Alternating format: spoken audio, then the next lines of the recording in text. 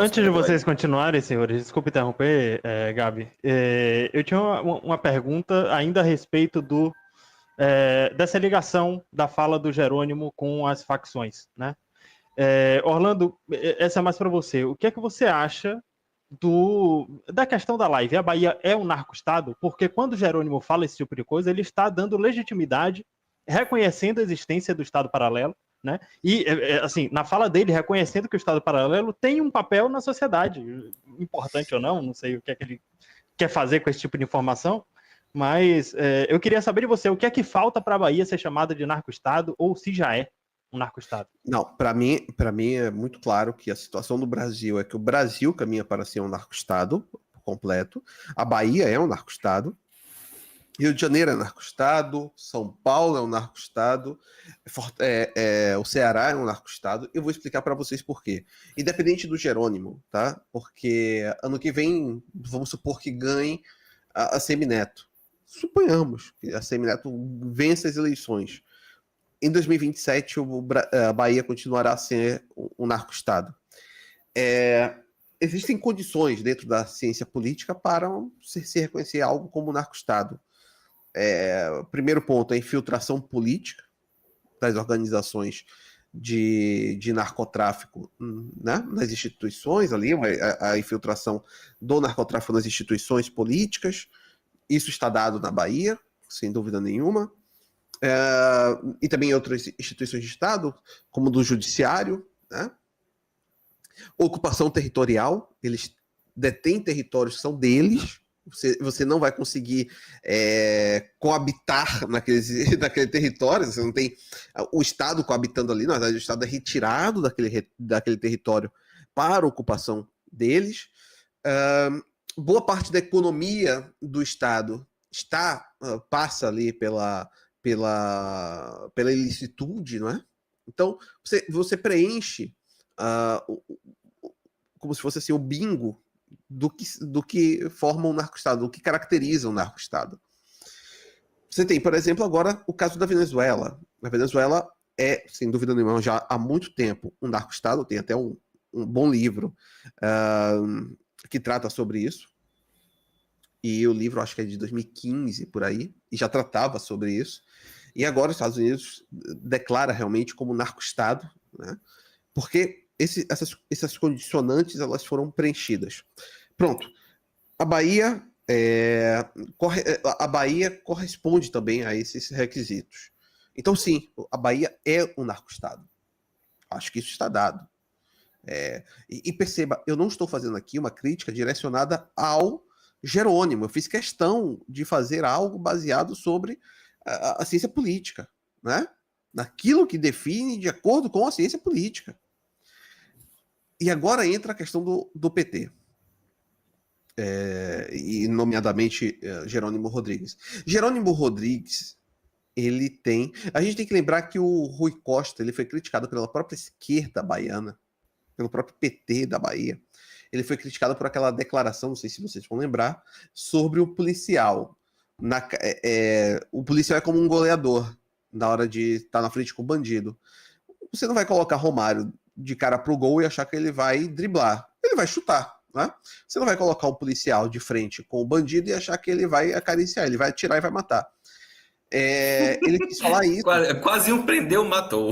E ele falou isso após uma ação policial que a esquerda na época chamou de chacina. Não foi chacina coisa nenhuma, eram bandidos.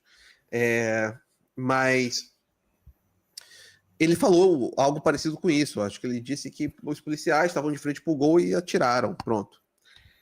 Pois bem, ele foi criticado pela própria esquerda baiana à época. Tratado como um direitista do PT. Rui Costa era tratado como um direitista do PT. Eu fui aluno da UFBA, né? Eu sou egresso da UFBA. Participei de várias palestras sobre segurança pública na UFBA, inclusive conversando com vários daqueles.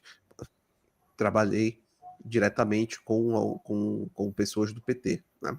Trabalhei em governos do PT. Então, eu participei dessas conversas sobre segurança pública. E eu sei qual é mais ou menos o que eu posso chamar aqui de a meta-ideologia por trás da própria ideologia. É porque a violência para essas falanges de esquerda, principalmente esse tipo de agente violento, no fundo, ele é o agente revolucionário. Ele é o agente de não submissão. Ele é o agente insurreito. Há nesses agentes da marginalidade um quê de insurreição, né? Não à toa, eu nunca vou esquecer isso, eu estava, certa vez, olha só, essa história é engraçadíssima. Foi meu primeiro dia, meu primeiro dia dentro da UFBA. Né? Primeiro dia de aula, tal. Né? É só se sentar naquela graminha de Ondina, ficar ali, curtindo a brisa e tal. Aí chega um cara, porra, suadaço assim. Não, aí falaram comigo. Pô, você é calouro, tal. Peraí que eu vou apresentar pra você um cara muito foda, também do PT, tal. Vou chamar aqui. Chamou um cara, o cara chegou lá suado. Aí ele chegou, pô, agora os policiais tentaram me embaçar. O que foi que houve? Porra, quase foi preso, bicho. Foi mesmo? Foi. Sorte que eles não viram aqui na minha mochila droga. O cara tava cheio de maconha na porra da mochila. E ele achou errado. Aí, e o pior que a rodinha toda assim.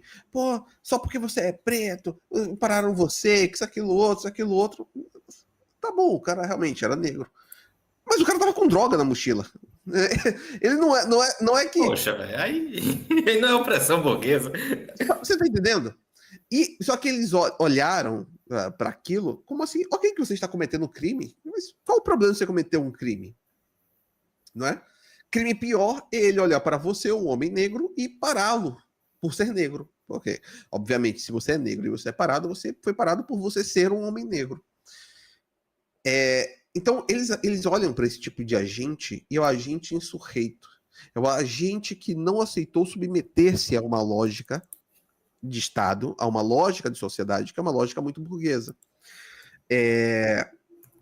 Pois bem, esse é um problema que aqui meta-ideológico. Agora, qual o problema da Bahia em si? Porque ninguém vai dizer que foram esses louquinhos da UFBA que conseguiram tomar conta da segurança pública na Bahia. Não foi. Existe um problema claro no Brasil, na parte da segurança pública, que é você não tem hoje o agente de segurança não tem capacidade para ir para uma disputa com o crime organizado. Não tem uma capacidade operacional, não tem uma capacidade de armamento, você não tem uma capacidade de proteção legal, você não tem capacidade de nada. Hoje é ruim. Era muito pior. Isso aqui é um problema e é por isso que os últimos governos ligados à ACM acabaram por perder a Bahia para o PT, porque eu lembro muito bem do que eu vou falar aqui agora, tá? Utilizavam como carro, a polícia da Bahia utilizava como carro o Uno. O carro padrão era um Uno, né? Uno quadrado. Obviamente, isso muitos anos atrás. Só que esses Unos quadrados, e ainda eu lembro muito bem da cor, eram marronzinhos. Não sei se vocês chegaram a pegar. Você não, que você é do Ceará, porra. Mas o outro, se é baiano, deve ter pego a época que era tudo marronzinho, né? Os carros da polícia. Não sei se hoje são marrons ainda. Ainda são. São marrons, né? Então era um Unozinho marrom. Só que você, quando esse carro de polícia está sempre correndo atrás de bandido, tal, vai muito para manutenção. À época, existia um déficit muito grande de viaturas na Bahia, porque os carros iam para manutenção e você não tinha peça de reposição, você não tinha mecânico, você tinha uma máfia ali dentro também, muito grande, né, desses pátios da polícia, porque dizem que roubavam peças para poder revender e tal. Não, mas que existe isso, tem. Eu já adianto, meu pai é militar, cuidou disso daí na gestão dele. Não só tem essa tentativa de roubo, quando o cara tenta ser honesto, ele às vezes é enganado pelo próprio colega, e às vezes se lasca quando não sabe se defender, e não existe, digamos assim, uma liberdade no orçamento para com que a coisa aconteça. Tipo, ela é muito engessado. A gestão Sim, pública é muito engessado para fazer o certo e muito livre para fazer o errado. exato, exato. Pois bem, você tem no caso ali da Bahia, nós tivemos durante muito tempo esse problema, que era você tinha um déficit de carros, de viaturas, porque iam para manutenção, não retornavam, não tinham. E isso é verdade. Jacques Wagner, ele conseguiu fazer uma modernização nessa parte. Foi com Jacques Wagner que houve uma modernização de frota, tá bom? De viaturas. Foi um grande avanço que teve, mas que, dada a situação de sucateamento que estava dada, né, a sua modernização não serviu para muita coisa. E tanto não serviu que, quando eu trabalhava na Câmara Municipal de Dias d'Ávila, olha o que acontecia. Você tinha viatura, você tinha policial, mas você não tinha gasolina. Você não tinha combustível. Misericórdia. Você percebe o nível de sucateamento? Incompetência estatal. Sabe o que é que fazíamos para que na cidade continuasse a ter ronda escolar?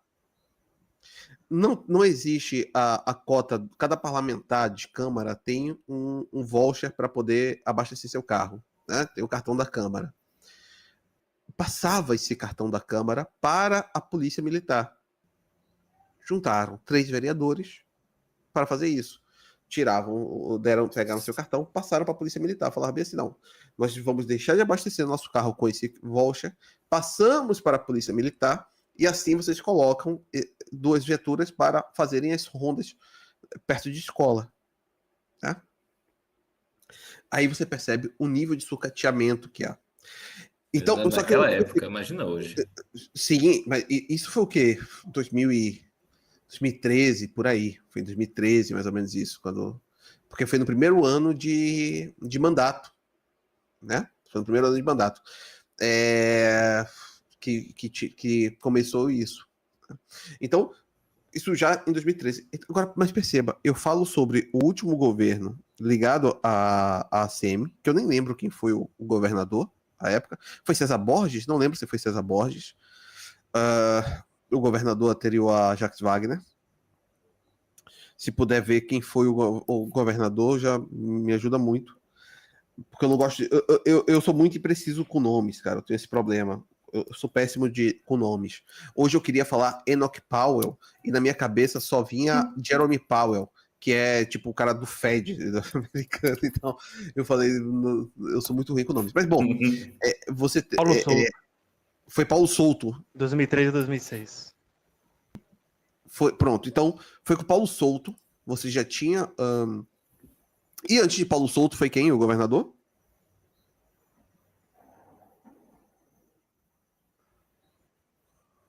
Vê aí quem foi. Acho que tem. Eu consigo ver aqui pelo Wikipedia. Wikipédia. Governo da Bahia.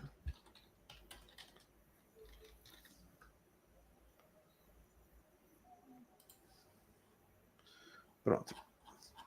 E pensar que nosso primeiro foi Tomé de Souza, né? E hoje você tem Jerônimo. Pronto, você teve Paulo Souto, aí teve Otto Alencar, foi somente durante um tempo ali. Porque o César Borges renunciou. Mas pronto, antes foi César Borges. Então você teve ali Paulo Souto, César Borges, Otto, nem vou contar como, porque foi um período muito curto. E aí você vai ter depois Paulo Souto. Durante esses mandatos, você já tinha um sucateamento muito grande da polícia baiana. Mas vamos colocar aqui de 2003 até 2023. São 20 anos. Eu estou colocando do primeiro dia de mandato do Paulo Souto, certo? Até 2023. São 20 anos de sucateamento da polícia baiana. Como sabemos, amigos, não existe vácuo em lugar nenhum. Nem na política, nem no Estado, nem nas cidades. Né? Não existe vácuo. Para existir vácuo, só existe ou no espaço ou em laboratório local controlado. Quando você sucateia a polícia baiana, quando você proporciona esse ambiente, que tipo de bactéria vai se reproduzir ali? O crime organizado. A Bahia conseguiu virar um grande polo para o crime organizado.